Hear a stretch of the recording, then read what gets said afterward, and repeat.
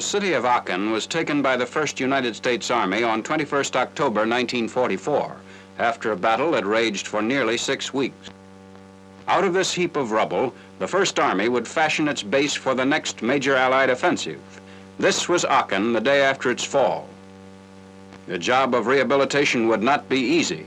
The chief rail station would have to be repaired.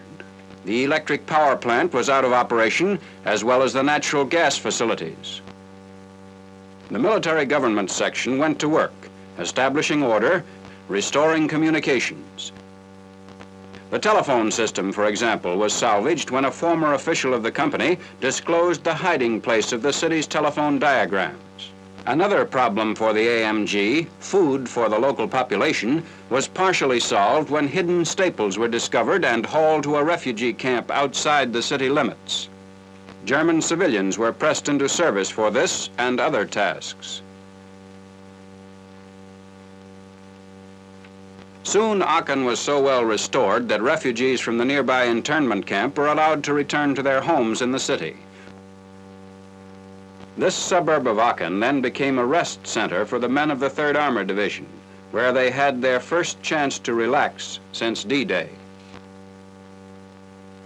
A meal like this, for men long accustomed to cold fare, was a source of genuine pleasure. All up and down the line, rest centers were established throughout the 1st Army's area, stretching from Aachen to the southern tip of Luxembourg. At these, the men found relief after their drive across France and Belgium, and gathered the breath needed for their next offensive. Meanwhile, at the front, local actions characterized the pre-offensive period, in the south and in the north. Along the German border, while we were attacking an observation post, the distant church steeple, German mortars hidden nearby tried to knock out our battery, which continued to fire, making its mark. In the center of the 1st Army front, a local operation was being prepared at this time to precede the main drive. Although the attempt failed temporarily, the orders were to break out of the Hürtgen forest and attack toward the Roer River and the Cologne plain beyond. The 28th Division was assigned the task. It was to launch a 3-pronged drive toward fortified towns controlling key roadways. In preparation for the attack, miles of roads had to be built through the heavily wooded area where the division had previously been pinned down. This section, near Aachen, begun late in October, was by the first week in November carrying American military traffic to and from the front. In other parts of the forest, another kind of preparation was underway: protection against the cold.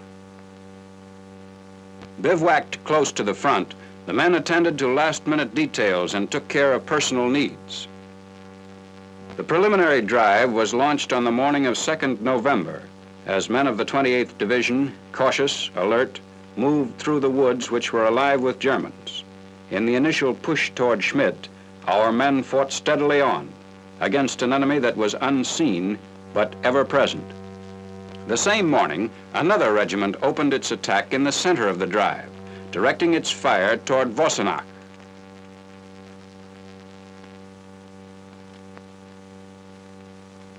Our Air Force was up that day in support of the ground forces.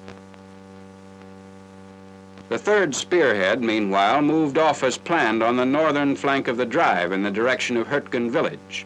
The men continued to advance for 2 more days in the face of mounting counterattacks. We took a lot of prisoners. Some of those captured in the northern push were rounded up for evacuation to the rear. Still more Germans poured into an assembly area in the south, where they were questioned by one of their number and segregated according to their former Wehrmacht units. The stream of prisoners continued to mount until early in November the 1st Army registered the total captured since D-Day.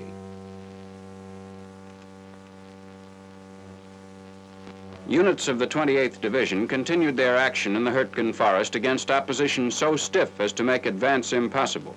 We held our ground with light artillery and anti-tank guns.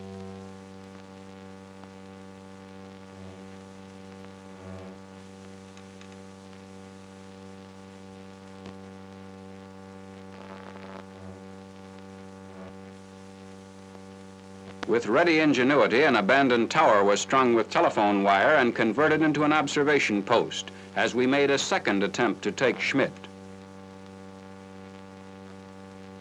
From here, the order to fire was transmitted to our tanks hidden in the woods below.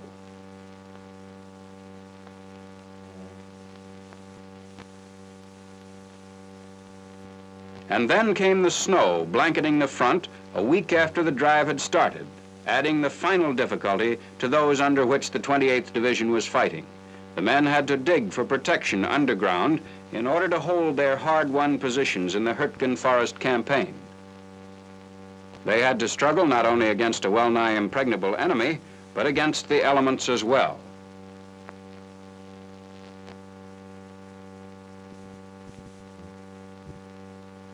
In view of the unfavorable circumstances, Major General Leonard T. Giroux, commander of the 5th Corps, ordered on 9th November that the preliminary operation in Hürtgen Forest be called off. Guns were cleaned, oiled, and covered as the campaign drew to a temporary close.